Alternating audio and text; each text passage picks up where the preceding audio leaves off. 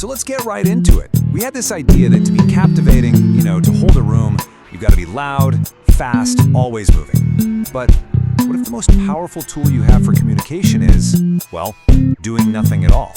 Today we're going to talk about the incredible and seriously overlooked power of stillness. Morgan Freeman, a true master of presence, he just nails it with this quote. Stillness. It seems so simple, right? But it's actually incredibly hard to pull off. And it's that difficulty, that sense of control, that it pulls us in and makes us pay way closer attention. Just think about it for a second. Picture the quiet, predatory stillness of a character like Hannibal Lecter. Now contrast that with the whirlwind of energy that is Captain Jack Sparrow. Both are totally iconic, right? But one commands the screen with these tiny, calculated movements, while the other just fills every inch of it with motion. The power of that stillness is just mesmerizing. So where does it actually come from? Okay, to really understand why being still is so potent, we have to look at how our own brains are wired. See, we're all constantly reading this silent language, whether we realize it or not. And get this number, it's pretty staggering. Some studies show that up to 65% of all our communication is non-verbal. That means the majority of what we're saying has nothing to do with our mouths. Our brains are basically hardwired to scan for all the other signals. Your posture, your gestures, the tiny little details on someone's face. And that scanning, believe me, it goes incredibly deep. Our brains are actually tuned to pick up on what are called micro-expressions, these tiny, involuntary flashes of emotion that we just can't control. So when someone is completely still, all that other noise just fades away. And what do? We instinctively lean in. We search their face for these hidden clues, trying to figure out what's really going on inside. And it's not just the face. At the exact same time, we're processing dozens of other cues. Crossed arms might signal someone's feeling defensive, while them leaning in shows they're totally engaged. Stillness acts like a spotlight. It just strips away all that distracting noise, which makes every single one of these tiny signals carry enormous weight. Now here's where it gets really interesting. This natural human instinct we all have, it's deliberately harnessed, you could even say weaponized by professional performers. They don't just happen to be still, they actually train for it. So how in the world do you train to be still? Well, not all acting approaches are the same. On one side, you've got method acting, which is super internal.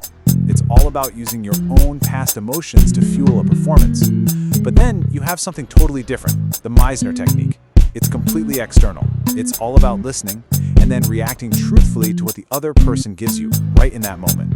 And this leads to a core idea in Meisner, sometimes called the pinch and ouch principle. The idea is so simple. If someone pinches you, you say ouch. You don't pretend. In other words, an actor does nothing until their scene partner gives them a real reason to.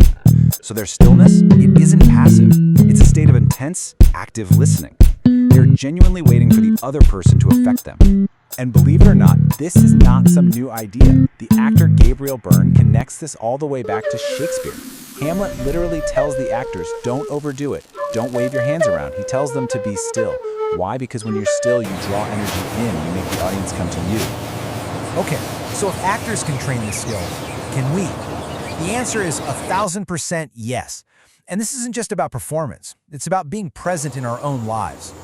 I'm serious. That same ability to be present, to really listen, and to control your own physical noise, that's a superpower that any of us can develop.